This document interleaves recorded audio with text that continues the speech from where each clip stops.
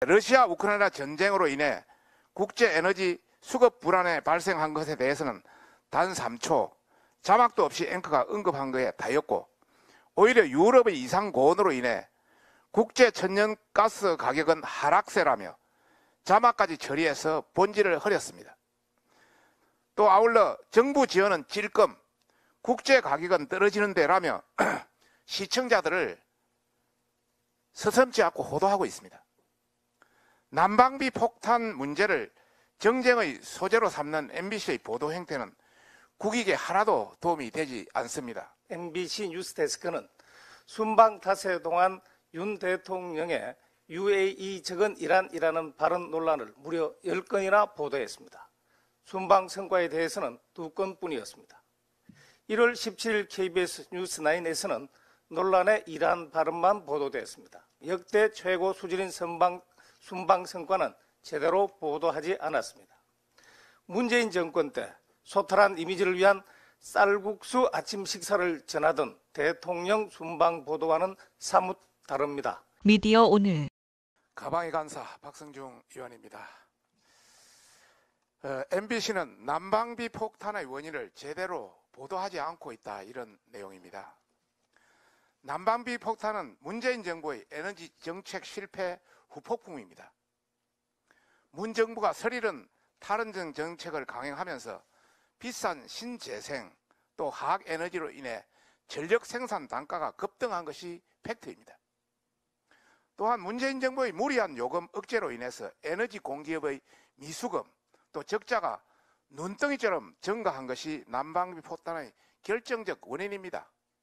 더 나아가서 러시아 우크라이나 전쟁 등 국제 에너지 수급 불안도 그 원인입니다. 그런데도 MBC는 난방비 상승의 원인을 제대로 알리지 않고 윤 정부 탓만 하고 있습니다. 지난 25일 MBC 뉴스데스크는 난방비 상승 문제를 대거 편성해서 내 꼭지를 쏟아붓듯 보도하고 있습니다. 그런데 러시아 우크라이나 전쟁으로 인해 국제 에너지 수급 불안에 발생한 것에 대해서는 단 3초 자막도 없이 앵커가 언급한 것에 다였고, 오히려 유럽의 이상 고온으로 인해 국제 천연가스 가격은 하락세라며 자막까지 처리해서 본질을 흐렸습니다. 또 아울러 정부 지원은 찔끔 국제 가격은 떨어지는 데라며 시청자들을 서슴지 않고 호도하고 있습니다. 난방비 폭탄 문제를 정쟁의 소재로 삼는 MBC의 보도 행태는 국익에 하나도 도움이 되지 않습니다.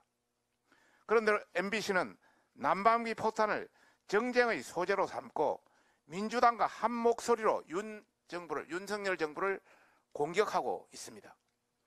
민주당의 포퓰리즘 정치로 인해 국민이 피해보는 것에 대한 근본적인 개선책을 고민하기는커녕 기계적으로 문 정부의 가오를 윤 정부의 실책으로 몰아가는 조작 방송을 자행하고 있습니다. 민주당은 반성부터 해야 합니다. 그리고 MBC는 난방비 폭탄이 민주당의 포퓰리즘 정책의 산실이라는 것을 정확하게 보도해야 할 것입니다. 문재인 정부는 주택용 가스 요금 인상뿐만 아니라 한국가스공사, 한국전력공사의 적자 문제를 윤석열 정부에 떠넘겼습니다. 항상 사고를 치고 문제 해결은 국민의힘 보수 진영에 떠넘긴 것입니다. 뒷감당도 못할 정책을 시작을 왜 했는지 국민들은 묻고 있는데 두 눈, 두 귀 닫고 남 탓만 하고 있는 것입니다. 국민의힘은 정부와 함께 에너지 취약계층 지원 대책을 면밀히 점검하고 있습니다. 난방비는 추위 속 국민의 고통의 문제입니다. 하지만 민주당은 난방비 폭탄을 정쟁의 먹잇감으로 삼고 윤석열 정부 탓만 하고 있습니다. 국민의 고통을 가지고 정치 소재로 삼는 게 습관적인 그런 정당이 민주당입니다.